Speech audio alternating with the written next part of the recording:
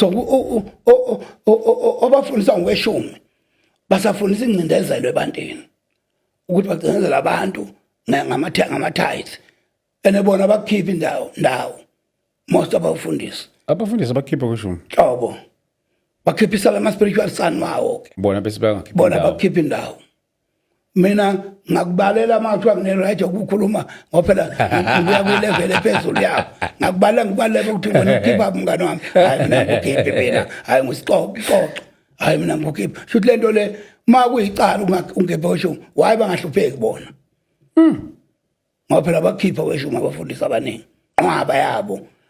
ngabala nje ngithi obani abakhipha kweshumi obani abakhipha kweshumi obani abakhipha kweshumi ukuthi badle imali lezi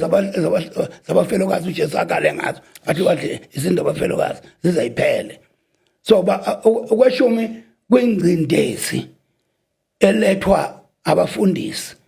phezu kwama-members wabantu abakhonza uNkulunkulu abanye abantu abangakhonzi basaba lezi imali ekhishwa njalo iqanjwa amagama kuthiwa imali kabani imali uthole nje lapho kubuqhiphiciphi etafuleni but okunye ngeke sikubalekele okunye kusuke kuzofezekisa nezidingo zebandla ukuthi nje khona umnikelo hayi weshumi umnikelo ibandla liphila ngomnikelo umnikelo nje uyinafu ngoba uyabona uma ukholwa uthanda uNkulunkulu uma umthanda uNkulunkulu umthanda ngeke unganikeli uma uthanda uNkulunkulu uyabona nje kufanele uthanda umfazi ngeke ungamuphi ukudla ngeke ungamfunela into ezinto uthando lukhipha into oyifihlile ayikho into oyifihlayo uma unothando ukuthanda uNkulunkulu banikela ngamaplazi nje hayi ngoba beshingayeziwe ebandleni abapostoli bakhipha amaplazi nakho umuntu wathi ngibana amaplazi bakhe banikela ukusuka enhlizweni ingakho ukunikela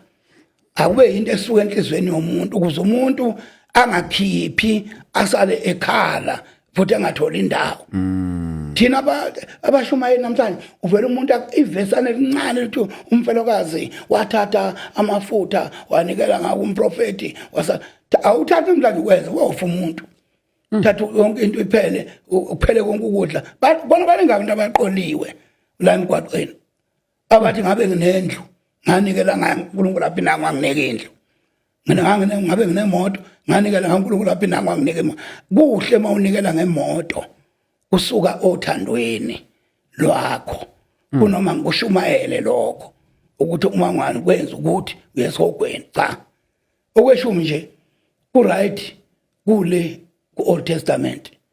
akukho right kuzizwa ku New Testament kuletha ingcindezi ebantwini